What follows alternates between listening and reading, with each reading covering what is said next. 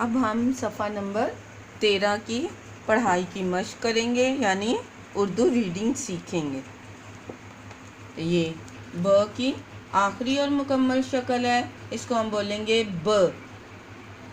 ये प, त, ट, स। फिर से बोलिए मेरे साथ, ब, प, त, ट, स। और इसके साथ हम इस सफ़े पे हरूफ की आधी अशकाल लिखेंगे। ये ब की आधी शक्ल लिखेंगे, प की आधी शक्ल लिखेंगे, त की आधी शक्ल लिखेंगे, ट की आधी शक्ल, और आगे लास्ट लाइन पे स की आधी शक्ल लिखेंगे।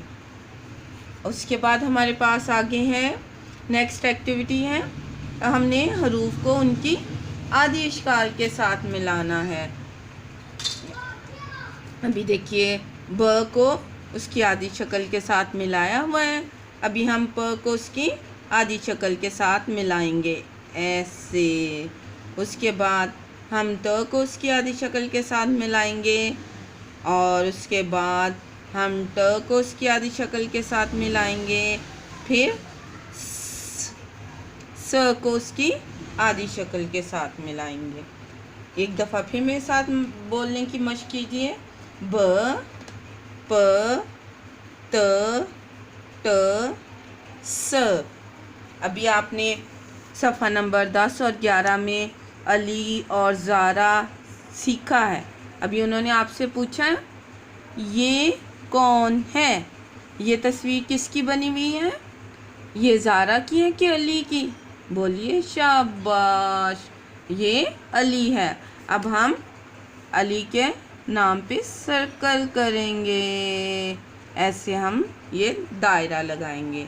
फिर उन्होंने पूछा है ये कौन है, ये कौन है बताइए आप, ये अली है कि ज़ारा? बताइए बताइए। वेरी गुड, बिल्कुल ये ज़ारा है। अब हम ज़ारा के नाम को सर्कल करेंगे। Very good. फिर से ब, प, त, ट, स। Okay bye.